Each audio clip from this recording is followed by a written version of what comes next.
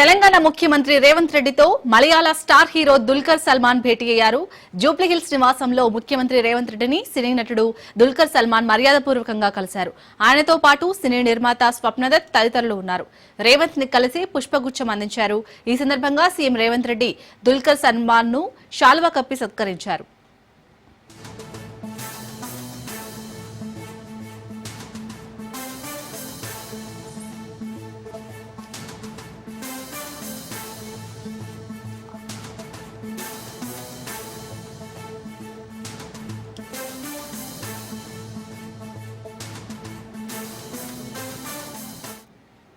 తెలంగాణ ముఖ్యమంత్రి రేవంత్ రెడ్డితో మలయాళ star hero Dulquer Salman భేటీ అయ్యారు.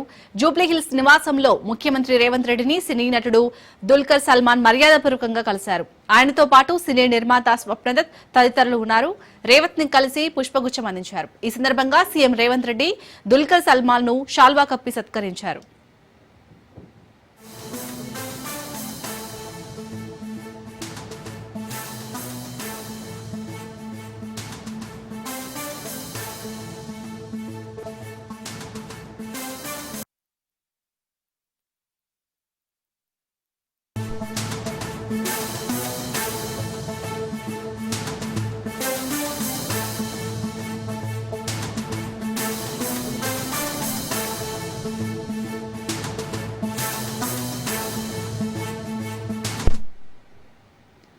గోషామహల్ ఎమ్మెల్యే రాజాసింగ్ సింహవాహిని మహంకాళి అమ్మవారిని దర్శించుకున్నారు.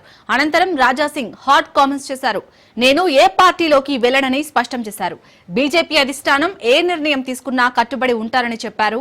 ఎమ్మెల్యే పదవికి రాజీనామా చేయమంటే చేస్తారని చెప్పారు. గోషామహల్ అంటే భారతీయ జనతా పార్టీ అడ్డా అన్నారు రాజాసింగ్.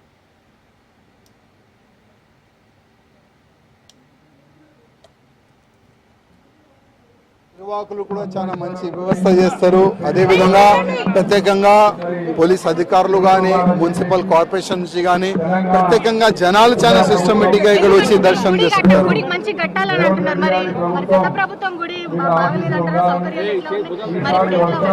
చాలా వరకు ఈ గుడి పైన కొంతమంది రాజకీయ నేతలు రాజకీయం చేస్తున్నారు.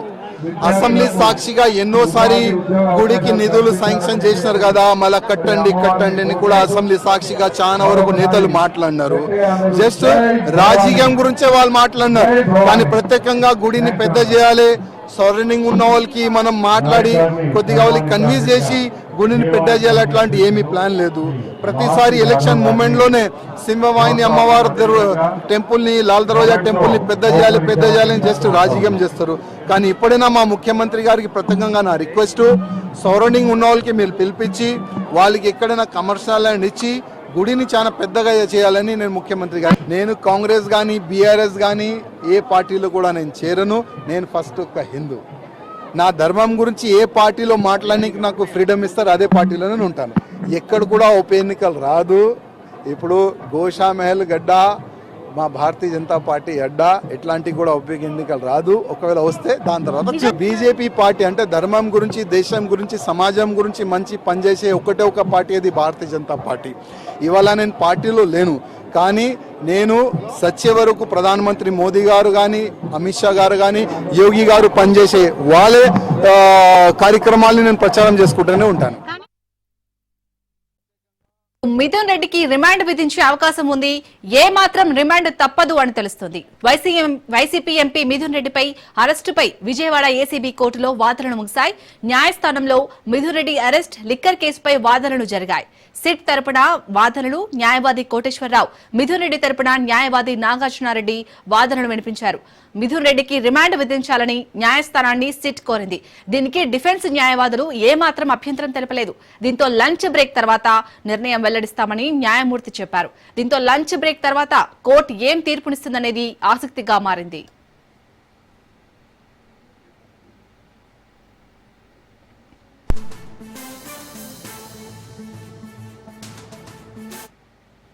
ఏపీ లిక్కర్ స్కామ్ కేసులో YCP MP Mithun Reddy arrest అయ్యారు. లిక్కర్ స్కామ్ కేసులో మిథున్ రెడ్డి A4 నిందితుడిగా ఉన్నారు. కాగా ఈ కేసుకు సంబంధించి సిట్ అధికారులు మిథున్ రెడ్డిని విచారణకు పిలిచి 6 గంటల పాటు ప్రశ్నించారు.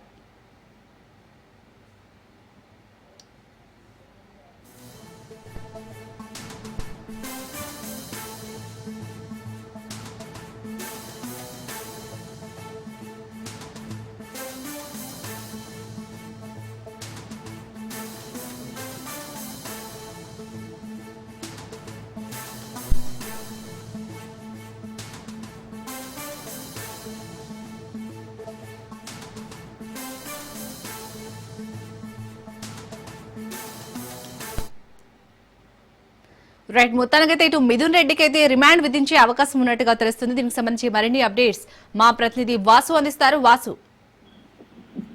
Thank you Shalini. MP Mithun రెడ్డికి 14 రోజుల పాటు రిమాండ్ విధించనున్నారు. ఇప్పటికే వాదనలు ముగిశాయి. రిమాండ్ పైన అభ్యంతరం డిఫెన్స్ న్యాయవాదులు చెప్పారు. అయితే జైల్లోనే వై కేటగిరీ భద్రత మిథున్ రెడ్డి అడిగినట్టు కూడా తెలుస్తోంది. అయితే ఇంటి భోజనము, ములాఖత్తు, వైద్యంపై పిటిషన్ దాఖలు చేశారు మిథున్ రెడ్డి న్యాయవాదులు. అయితే లంచ్ బ్రేక్ తర్వాత నిర్ణయం వెల్లడించే అవకాశం కూడా కనిపిస్తుంది. అయితే ప్రధానంగా దీంట్లో చూసుకుంటే కనుక రిమాండ్ విధిస్తే నెల్లూరు సెంట్రల్ జైలుకి కానీ ఇది మంగళగిరి కోర్టులో రిజిస్ట్రేషన్ అయిన కేసు కనుక మంగళగిరి కోర్టుకు తరలించాలని చెప్పేసి మాత్రం న్యాయవాదులు కోరుతున్నారు. ఇప్పటికే న్యాయవాది నాగార్జున రెడ్డి కేసులో వాస్తవాలు కూడా వినిపించారు. ఇది కేవలం డిస్టరీకి సంబంధించిన కేసు. ఈ కేసులో బెయిల్ ఇవ్వాలని చెప్పేసి కూడా అడిగారు. అలాగే ఎంపీ మిథున రెడ్డికి ఎంపీ కనుక త్వరలోనే పార్లమెంటరీ సమావేశాలు జరగనున్నాయి. ఈ పార్లమెంటరీ సమావేశాలు జరగనున్న నేపథ్యంలో ఖచ్చితంగా ప్రభుత్వం ఎదుట ఏదైతే ప్రజాస్వామ్యబద్ధంగా మిథున్ రెడ్డి అక్కడ హాజరు కావాల్సి ఉంటుంది ఢిల్లీ సభలో, ఇందు నిమిత్తం కూడా బెయిల్ ఇవ్వాలని చెప్పారు. సో కానీ మిథున్ రెడ్డికి ఎగెనిస్ట్ గా వాదించిన పీపీ గారు మాత్రం మిథున్ రెడ్డి పైన ఇప్పటికే 2024లో మంగళగిరికి పిఎస్ లో కేసు నమోదైంది. మిథున్ రెడ్డి ఇప్పటికే సుప్రీంకోర్టు ఆశ్రయించారు. సుప్రీంకోర్టు ఆశ్రయించినప్పటికీ సుప్రీంకోర్టు దీనిపైన ఎటువంటి రిలీఫ్ ఇవ్వకపోవడంతో ఖచ్చితంగా అరెస్ట్ చేయడం జరిగిందని చెప్పారు.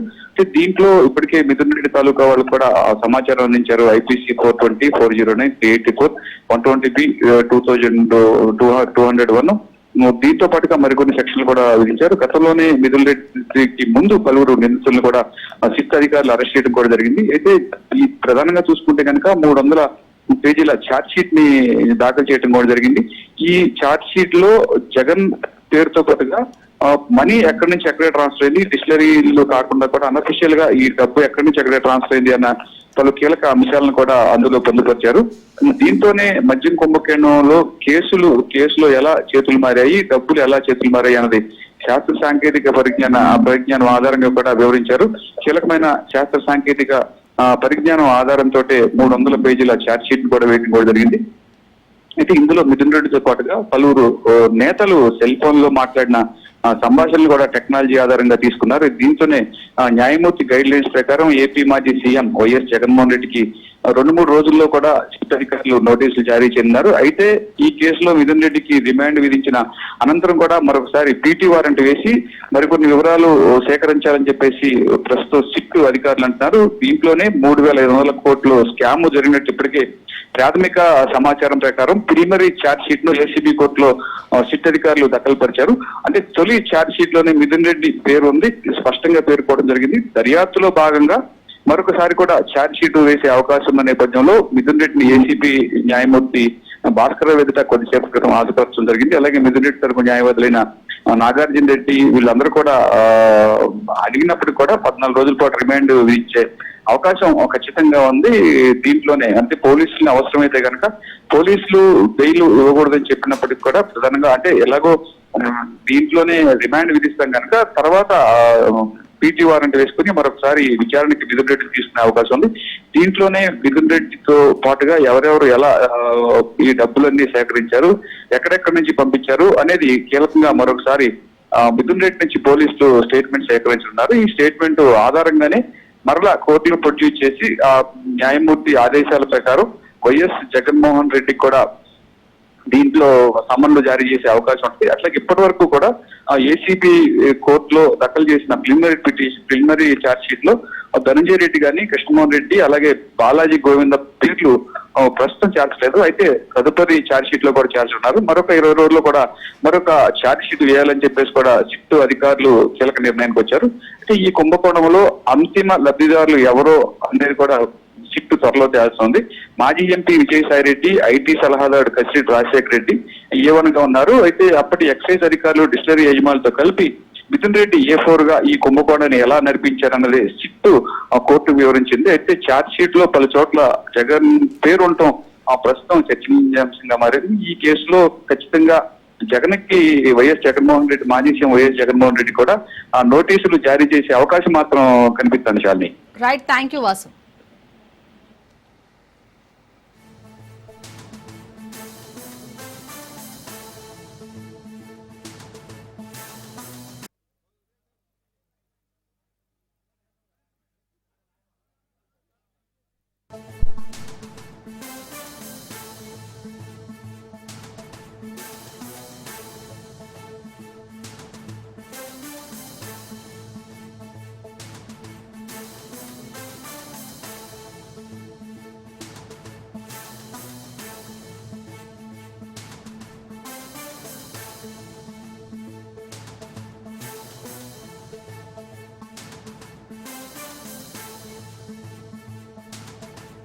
ఇక ఇదే అంశంపై వైసీపీ నేత సజ్జల రామకృష్ణారెడ్డి మాట్లాడుతున్నారు. లైవ్ లో చూద్దాం.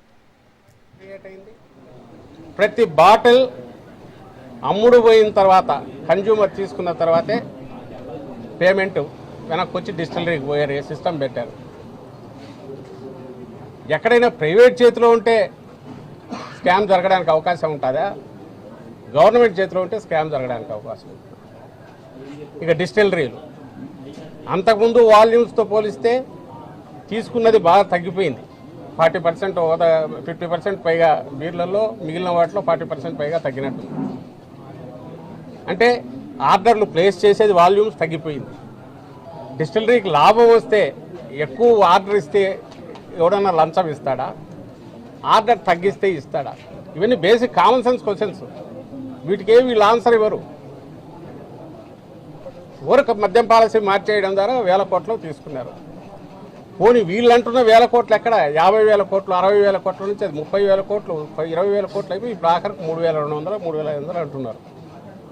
అది కూడా ఏదంటే ఏమంటున్నారు? ఇదంతా ఎన్నికల్లో ఖర్చు పెట్టారని ఒకటి అంటారు. ఇంకోటేమో ఇందులో చాలా భాగం ఆస్తులు కొన్నారంటారు, దుబాయ్లో పెట్టుబడులు పెట్టారంటారు, ఆఫ్రికాలో పెట్టుబడులు పెట్టారంటారు. ఇదే 3,000 వీళ్ళు అంటున్న కట్టుకథ 3,000 కోట్లనే 30 రకాలుగా చెప్తున్నారు. ఇన్వెస్ట్మెంట్లు చేశారంటారు, మళ్ళీ ఎన్నికల్లో ఖర్చు పెట్టారంటారు.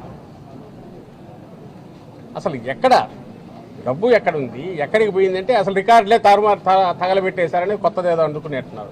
ఆ మధ్య మీరు కూడా చూసింటారు. బంగారు కొన్నారన్నారు, సినిమాలు తీశారన్నారు. మరి ఎన్నికల ఖర్చుకి ఎక్కడి నుంచి వచ్చింది? ఆఫ్రికాలో పెట్టుబడులు, దుబాయ్లో పెట్టుబడులు. అసలు అసలు ఏ సినిమా కథ దీని ముందైతే దిగదుడిపే. సినిమా కూడా కాదు, ఆ ఈటీవీలో వస్తుంటుంది సీరియల్, 1000, 2000, 3000, 4000 ఎపిసోడ్లు పోతా ఉంటుంది. అది జీడిపాకం సాగినట్టు సాగుతా ఉన్నారు కదా, అట్లా సాగుతా పోతుంది. కానీ దొరకట్లే అట్టు. వీళ్ళకి ఆఖరికి దొరక్క ఆ మధ్య ఎప్పుడో 375 కోట్ల పేజీల 3,75,00,000 375 కోట్ల పేజీలో ఈనాడులోనే ఒక బ్యానర్ ఐటమ్ వచ్చింది. మొత్తం సమాచారం అంతా లేపేసినారు హ్యాక్ చేసి కంప్యూటర్లను. దీనికి ఇంటర్నేషనల్ కన్సల్టెంట్లను వాడుకున్నారు. ఇంకొక కథ పెద్దది. ఇప్పుడు తాజాగా ఏమి సాక్ష్యం ఉండడానికి ఏమైనా ఉంటే కదా కేసు, కాబట్టి సాక్ష్యాలన్నీ కాల్ చేశారని కూడా మళ్ళీ తీసుకొస్తారు. సాక్ష్యాలు దొరకలేదు కాబట్టి కష్టం అవుతుందని వీళ్ళే అంటారు. అయినప్పటికీ ఆధారం చిన్నది దొరికిందని ఇంకేదో పట్టాలని చూస్తున్నాం అంటున్నారు. అసలు దేనికైనా హద్దు పద్దు. నీకు ప్రజలు ఎందుకు తీర్పు ఇచ్చినారు? నువ్వు చేయాల్సిందేంది? నువ్వు ఇచ్చిన తప్పుడు అబద్ధపు అసాధ్యమైనవి నువ్వు చేయదలుచుకొని హామీలన్నీ తొంగలో దొక్కినావు. ఇంకో పక్క రాష్ట్రాన్ని గాలికి వదిలేసినావు. శాంతి భద్రతలు అసలు ఎక్కడికి వినైతే లాండ్ ఆర్డర్ అనేది లేదు. నీకు ఎంటైర్ పోలీస్ ఫోర్స్లో నీ మాట వినేవాళ్ళనో వినని వాళ్ళందరినీ వీఆర్లో పంపేసావో, రకరకాల హింసిస్తున్నావు, వేధిస్తున్నావు. దారిలోకి వచ్చిన వాళ్ళందరినీ వాడుకొని దారిలోకి భయంతో అయినా తెచ్చుకొని భయపెట్టైనా అందులో కొంతమందితో ఒకటి సిట్ అని ఫామ్ చేసి న్యాయ ప్రక్రియలో ఉండే బేసిక్ వీటిని యూజ్ చేసుకొని. ఎందుకంటే ఈ స్టేజ్లో న్యాయ వ్యవస్థ కూడా ఏమంటుంది? వాళ్ళైనా కోర్టులైనా మా దగ్గర ఇన్ని ఆధారాలు ఉంటే వాళ్ళు చూపండి అబ్బా అంటారు. ఈలోగా ఏంటంటే హెరాస్మెంట్, కక్ష సాధింపు. ఇప్పటికి 60-70 రోజులు, అసలు 90 రోజులు అయిపోయింది. ఇప్పుడు ఛార్జ్ షీట్ వేశారు. ఏంటంటే ఇంకా ఏం దొరకలేదు, చూస్తున్నాం, మళ్ళీ వేస్తామంటున్నారు. ఈలోగా జగన్మోహన్ రెడ్డి గారి దగ్గరికి పోతున్నాం, ఇంకోరి దగ్గరికి పోతున్నాం. బిగ్ బాస్ ఎవరు? ఈ క్వశ్చన్లు కేవలం ప్రజల నుంచి వచ్చే క్వశ్చన్లు తప్పించుకోవడానికి. రెండో వైపు తాను జైలుకి వెళ్ళాడు కదా, ఈరోజు అందరినీ జైలుకి ఎట్లా పంపాలని చంద్రబాబు నాయుడు. తాను ఎందుకు వెళ్ళాడు? ఆధారాలు ఉన్నాయి కాబట్టి ఆ రోజు వెళ్ళాడు. ఆ రోజు ఆయన స్కిల్ డెవలప్మెంట్ స్కామ్లో మీ అందరికీ తెలుసు, ఖచ్చితమైన ఆధారాలతో మనీ ట్రైల్ ఉంది. క్యాబినెట్ అప్రూవల్ ఇచ్చింది, ఒకదానికి ఇస్తే నువ్వు దాన్ని ఓవర్ రైడ్ చేసి కార్పొరేషన్ ద్వారా నీ మనిషిని తెచ్చి పెట్టుకుని ఒక వ్యక్తిని అక్కడి నుంచి నేరుగా అగ్రిమెంట్ చేసేసుకొని క్యాష్ డబ్బు వెళ్ళింది ప్రభుత్వం నుంచి. అందులో చంద్రబాబు సంతకాలు ఉన్నాయి, ఆయన క్లియరెన్స్ ఉంది, ఆయన ఒత్తిడి ఉంది అని కూడా ఆధారాలు ఉన్నాయి. అవి వెళ్ళి షెల్ కంపెనీలోకి వెళ్ళి అక్కడి నుంచి క్యాష్ అయ్యి బయటికి ఎక్కడికో వెళ్ళిపోయింది. ఆ 300 కోట్లు అనేది మా ప్రభుత్వం పట్టుకోలే, జగన్మోహన్ రెడ్డి గారి ప్రభుత్వం సెంట్రల్ ఏజెన్సీ పట్టుకుంది. ఆ రికార్డులు కూడా తగలబెట్టారు. ఎందుకు? దొరుకుతామని గవర్నమెంట్ నుంచి మారేటప్పుడు. అయితే ఫైనాన్స్లో ఉన్న షాడో ఫైల్స్ ద్వారా ఆధారాలన్నీ దొరికాయి. పూర్తి పక్కా ఆధారాలతో ఆ రోజు చంద్రబాబు నాయుడుని అరెస్ట్ చేశారు. ఇక్కడ ఒక్క ఆధారం చూపండి, ఒక్క ఆధారం. ఇదిగో ఇక్కడ నుంచి ఇటు పోయి ఎండ్ బెనిఫిషియరీ, వీడు బెనిఫిట్ అయ్యాడు, ఇందులోంచి ఇంత ఇచ్చాడు, దీని ఇదిగో ఇక్కడికి పంపించాడు, ఇక్కడికి చేరింది. ఏది లేదు ఇంతవరకు, లేదని వాళ్ళే ఒప్పుకుంటున్నారు. సో ఖచ్చితంగా ఇదేంటంటే కక్ష సాధింపు, హెరాస్మెంట్, వీళ్ళందరూ ఉసురు ఆయనకు, చంద్రబాబు నాయుడుకు, ఆయన కుటుంబానికి మొత్తంగా తగులుతుంది, అందులో డౌట్ లేదు. ఆయనలాగా ఇక్కడ ఎవరు అరెస్ట్, ఇది అక్రమ అరెస్టు, ఇందులో వీళ్ళు తప్పు చేసింటే గిల్టీగా ఫీల్ కావాల్సి వచ్చేది. ఆయన చేస్తున్న తప్పు చంద్రబాబు నాయుడు, ఆయన చేస్తున్న తప్పు. అందుకోసమే ఇక్కడ ఎవ్వరు కూడా ఏమాత్రం గిల్టీగా ఫీల్ కావాల్సిన అవసరం లేదు, కావడం కూడా లేదు. నువ్వు కక్ష సాధింపుతో చేస్తున్నావు, ఎస్ వీఆర్ ప్రిపేర్డ్ అనే పోతున్నావు. బట్ నీకు అధికారం ఇచ్చింది ఒకందుకైతే ప్రజలు, నువ్వు చేస్తున్న నీ అధికార దుర్వినియోగంతో నువ్వు చేస్తున్న ఈ కక్ష సాధింపు అనేది దీని ఉసురు అయితే ఖచ్చితంగా కొట్టుకుంటుంది. లేని కేసు ఎవరైనా మర్డర్ చేస్తే దాన్ని పట్టుకొని నువ్వు ఇన్వెస్టిగేట్ సాల్వ్ చేసి వాళ్ళు జైలుకు పంపితే అర్థం ఉంటుంది. ఎవడైనా స్కామ్ చేస్తే దాన్ని పట్టుకొని నువ్వు ప్రూవ్ చేసి పంపిస్తే నీకు ప్రశాంతంగా నిద్ర పడుతుంది. తప్పు చేసిన వాడిని పట్టుకున్నానన్నందుకు తప్పు చేసిన వాడికి గిల్టీగా ఉంటుంది. నువ్వు అన్యాయంగా నువ్వు ప్రజల దృష్టి నుంచి తప్పించుకోవడానికి జగన్మోహన్ రెడ్డి నన్ను జైలుకు పంపాడు కాబట్టి ఆయన కానీ ఆయనతో ఉన్న వాళ్ళని కానీ పంపించి కక్ష తీర్చుకోవాలని ఇటువైపు ఒక దెబ్బకు 2 పీటలని అనుకుంటాడు. 2 కాదు, ఆ దెబ్బ వచ్చేసి ఆ తూట నీకే తగులుతుంది, నీకు తగులుతుంది, నీ పార్టీ వాళ్ళకు తగులుతుంది, నీ కుటుంబానికి తగులుతుంది. ఇది ఆయన గ్రహించాలని మా విజ్ఞప్తి. ఇంతకుమించి ఆయన సాధించగలిగింది ఏమీ ఉండదు. ఒక 50 రోజులు 60 రోజులు ఉంటారు, వేలు మీద రాక తప్పదు. ఆఖరికి జరగబోయే చెప్తున్నా కదా, సాక్ష్యాలన్నీ తగలబెట్టేశారు, ఏమీ లేవు, దొరకలే, అందువల్ల ఏం చేయలేకపోతున్నాం. ఉంటే పట్టుకునేవాళ్ళం, లేని మేమేం పట్టుకుంటామని. నువ్వు నేల గ్రౌండెడ్ కాదు, పునాది లేదు, పునాది లేని దాని మీద గాల్లో కట్టిన దీంట్లో ఏముండవు, దొరకవు ఆధారాలు. అందుకే ఈరోజు అరెస్ట్ చేసి ఇదైనా వాళ్ళు ఇన్నాళ్ళు తీసిన రాగం ఏమంటారు, రాగం తీసి ఇంత తీసినారు, ఆఖరికి ఏముందంటే పాట ఏం రాదు, ఇక్కడికే అయిపోయింది. మూలుగుతున్నారు ఈరోజు, హై పిచ్లో రాగం అందుకున్నారు, ఈరోజు మూలుగుతారు. పార్టీ లోక్సభ పక్ష నాయకుడు, మా పార్టీ లోక్సభ పక్ష నాయకుడు సీనియర్ ఎంపీని అరెస్ట్ చేసినప్పుడు నిజానికి అదేదో పెద్ద ఇదే ఉండాలి. ఎందుకు లేదంటే ఏమైనా సరుకుంటే కదా వాళ్ళ అలిగేషన్స్లో. ఇంకా దాన్ని తిప్పి నెక్స్ట్ ఆయన దగ్గరికి, మా పార్టీ అధ్యక్షుడి దగ్గరికి ఎప్పుడు పోతాడో, నోటుకు వచ్చిన అబద్ధాల కూతులన్నీ రాసుకుంటారు. జనం కూడా విసిగిపోయారు వాటితో, గ్రహించకపోతే వాళ్ళ కర్మ.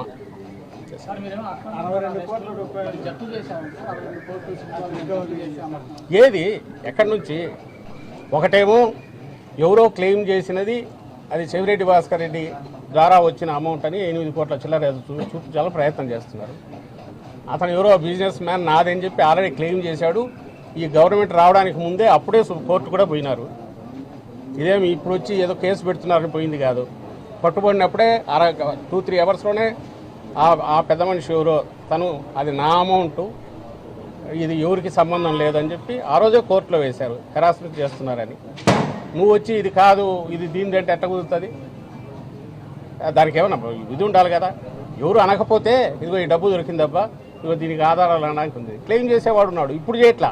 ఇప్పుడు చేస్తే ఏదో తప్పు కప్పుచ్చుకోవడానికి చేశాడు అనుకోవచ్చు, అప్పుడే చేశాడు. అది కోర్టులో నడుస్తుంది, కోర్టు దానికి ప్రొటెక్షన్ ఇచ్చింది. ఇంకా మిగిలిన వాళ్ళకి సంబంధించి అటాచ్మెంట్ చేతిలో పవర్ ఉంది కదా అని ఎవరికి సంబంధం మెయిన్ అసలు నాకు అర్థం కావటం. నువ్వు ఎన్నికల్లో డబ్బు ఖర్చు పెట్టావన్నాక ఇంకా నువ్వు ఆస్తులు అటాచ్ చేయడం ఏంది? ఎవరిది చేస్తున్నావు? ఏ రకంగా గవర్నమెంట్కు సంబంధం అది? ఒక కార్పొరేషన్కి సంబంధించి డీల్ చేసిన దాంట్లో గవర్నమెంట్ ఎక్కడ ఎంటర్ అవుతుంది? పాలసీ ఫ్రేమింగ్లో ఎంటర్ అవుతుంది. పాలసీ చేంజ్ చేస్తే ఎంటర్ అవుతుంది. ఇక్కడ జరిగిన మేజర్ పాలసీ చేంజ్ మా stated policy, YSR Congress party విధానానికి అనుగుణంగా చేసిన పాలసీ. అది ఊరికి రాగానే క్యాజువల్గా చేసింది కాదు. దానికి పొలిటికల్ జనం నుంచి కూడా యాక్సెప్టెన్స్ ఉంది. నువ్వు దాన్ని తీసుకొని మోకాలకు బట్టలకు ముడి చేసి ఇంకో దానికి ఏదో లింక్ చేస్తే ఎట్లా? మిగిలిన దానికి గవర్నమెంట్కి ఏం సంబంధం? ఒకవేళ ఎక్కడైనా ఏదైనా జరిగితే గవర్నమెంట్కి ఏం సంబంధం ఉంది? నువ్వు ఏ రకంగా ప్రూవ్ చేస్తావు అక్కడ?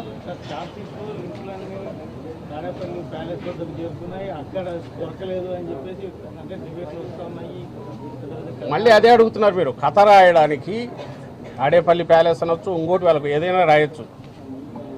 దాని మీద వాటి కాల్ ఈ కథను 2 రోజులు 3 రోజులు 10 మంది చేత అదే చెప్పించి తనకున్న ఈ ఎల్లో మీడియా కానీ లేదా ఆయన తయారు చేసుకుని ఫ్యాక్టరీలాగా ఫేక్ ఫ్యాక్టరీలు తయారు చేసుకుని యూట్యూబ్ ఛానల్స్ ద్వారా కానీ లేదా యూట్యూబ్ ఛానల్స్ అంటే దిగదారి వ్యవహరిస్తున్న టీవీ ఛానళ్ళు కానీ వాటి ద్వారా మీద ఒకే అబద్ధం 100 సార్లు చెప్పించినంత మాత్రం అది నిజం కాదు. ఎన్ని నెలలు నువ్వు 5 నెలలు అన్నారు, వాళ్ళే రాసుకున్న దాంట్లో సిట్టు పెట్టి 5 నెలలు అంటున్నారు. అంతకుముందు వచ్చినప్పటి నుంచో ఆగస్టులోనో ఎప్పుడో మొదలు పెట్టారు ఈ కేసు ఇదని. ఇప్పటి వరకు ఒకటంటే ఒక ఆధారం నువ్వేమిది అటాచ్ చేయడం మీది కూడా చేయొచ్చు. రేపు మీరు ఇక్కడ మీరు నేను కూర్చొని మాట్లాడుకుంటాను, పోయిన తర్వాత కన్సైగా చేసినా నేను వచ్చినా మీ అకౌంట్లో డబ్బు పడింది, ఎక్కడి నుంచి అంటే అక్కడి నుంచి పడింది, అది నాదే అని చెప్పొచ్చు. ప్రూవ్ అయ్యేది ట్రయల్లో వచ్చి చేయాల్సింది కదా, అప్పుడు చూసుకుందాం. ఈలోగా అయిపోయి హెరాస్మెంట్ అయిపోతుంది, వచ్చి జైల్లో వేయచ్చు. జైల్లో వేసేటప్పుడు కోర్టు అడిగితే ఎందుకయ్యా అంటే సార్ ఇంత ఆధారం ఉంది సార్ అంటే సరే ఇప్పుడు ఏం చేయలేము, ఈ స్టేజ్లో పంపండి అని వాళ్ళు పంపచ్చు. That doesn't mean anything. ఇప్పటికి కూడా చెప్తున్నాం, ఇదిగో ఈ ఆధారం ఈ క్లించింగ్ ఎవిడెన్స్ అని ఒక్కటి కూడా ఎందుకని లేకపోతున్నారు. ఆధారాలు దొరకట్లేదని వాళ్ళే అంటున్నారు, అది గమనించండి. ఆధారాలు దొరకట్లేదు ఎందుకంటే మాయం చేసినారు అంటున్నారు. నువ్వు అట్లంటే ఏ కేసు నువ్వు కావాల్సిన వాళ్ళు జైల్లో పెట్టేసుకొని ఆ తర్వాత ఆధారాలు దొరకని మేమేం చేస్తాం సార్ అనొచ్చు. వీళ్ళకి ఇంత అడ్డగోలుగా ఈ కేసు నడిపినందుకు వీళ్ళందరినీ ప్రాసిక్యూట్ చేయాలి, అది కూడా వదలం. రేపు వచ్చిన తర్వాత ఈ కేసు ఒక దశ తేలిన తర్వాత ఇల్లీగల్ అరెస్ట్ వీటన్నిటి మీద ఖచ్చితంగా వీళ్ళు approach court of law and appropriate దీనికైతే ట్రై చేస్తాం. అంటే టీడీపీ నేతల ఆరోపణలు ఒకవైపు పక్కన పెడితే విజయసాయి రెడ్డి గారు సీడీ ఇచ్చిన సందర్భంగా అప్పటికి రాజకేశ్వర రెడ్డి ఎవరో కూడా తెలియదు, ఆయనే స్వయంగా మీడియా ముందు చెప్పారు. లిక్కర్కు సంబంధించినటువంటి కర్త కర్మక్రియ రాజకేశ్వర రెడ్డి అని ఆయన అప్పుడు చెప్పారు, స్టార్టింగ్లో చెప్పారు. దానికి సంబంధించి ఆయన ఏం చెప్తే ఆయన అడగాల. ఇప్పుడు ఒకటి ఈ పార్టీ నుంచి ఆయన బయటకు వెళ్ళిపోయారు, లేరు ఈ పార్టీలో లేరు. బయటికి వెళ్ళిపోయిన తర్వాత ఏ రకంగా మాట్లాడుతున్నారు ఆయన ఎక్స్ప్లెనేషన్ ఇవ్వాలా. నువ్వు ఇన్వెస్టిగేషన్ ఏజెన్సీగా నువ్వు చేయాల్సింది ఏంది, లేదా ఈ గవర్నమెంట్ కక్ష కట్టి వ్యవహరిస్తుంది మేము అంటున్నాం, ఇది ఒక కక్ష కాదబ్బా, ఇది కనపడుతుంది మీవి అని చెప్పినా వాళ్ళు రావాలి ముందుకు. అదెందుకు రాలేకపోతున్నారు, ఎందుకు రావట్లేకపోతున్నారు? అంతకు మించి వేరే ఇది ఎక్కర్లేదు కదా. పవర్ నీ చేతిలో ఉంది, నువ్వే కేసు పెట్టినావు. ఇప్పుడు ఈరోజు ఈయనతో 12 మంది అంటే అరెస్ట్, ఇంకా ఎంతమందిని చేస్తారో తెలియదు. మీరు వీటి ఇంత ఇదిగా కనపడుతున్నప్పుడు ఇదిగో ఆధారం అని చెప్పచ్చు కదా. నీ మీడియా ద్వారా నువ్వు చేసేది పబ్లిక్ని అడ్రస్ చేస్తున్నావు, ఓ నెరేటివ్ బిల్డ్ చేస్తున్నావు. కేసు ఎలా ఉండేది లేదు, చచ్చేది లేదు, ఈలోగా ఒక నెరేటివ్ బిల్డ్ చేసి జనం మీదకి వదిలేస్తున్నావు. జనం అంతా చదివేసి ఘోరాలు చేశారు జగన్మోహన్ రెడ్డి గారు లేదా వాళ్ళ వెనకబడి ఉండేవాళ్ళని వాళ్ళు అనుకోవాలా. సో అది నమ్మాలా. నువ్వు నమ్మాలనుకున్నప్పుడు ఇది ఆధారం అని చూపించు.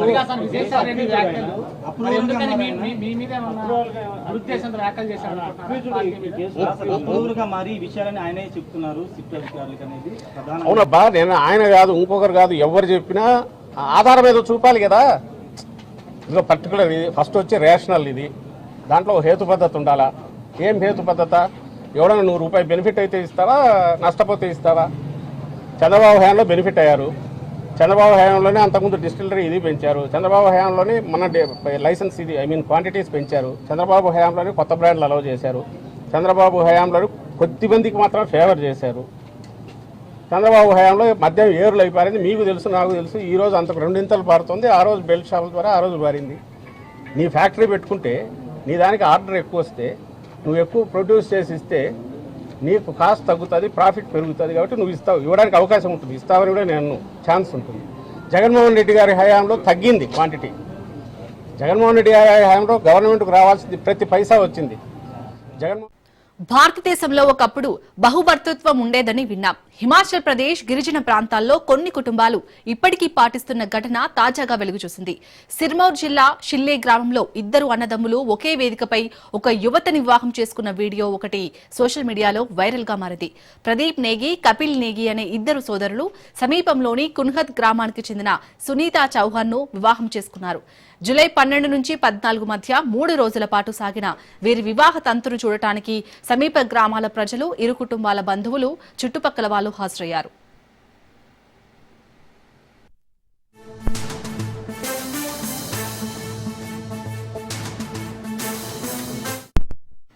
అంగరంగ వైభవంగా సాగిన ఈ పెళ్లిలో అతిథులకు ట్రాన్స్ గిరి తెగకు చెందిన వివిధ వంటకాల్ని వడ్డించారట. ఈ వివాహం హట్టి తెగలోని బహుభర్తత్వం సంప్రదాయం ప్రకారం నిర్వహించారు. ఈ సంప్రదాయాన్ని జోడీధరన్ ద్రౌపది ప్రథగా అక్కడ పిలుస్తారు. ఈ వివాహం పూర్తి సమ్మతితో జరిగిందని సునీతా చౌహాన్ చెప్పారు. ప్రదీప్ నేగి జల్ శక్తి విభాగంలో ఉద్యోగి, కపిల్ నేగి విదేశాల్లో ఆతిథ్య రంగంలో పనిచేస్తున్నాడు.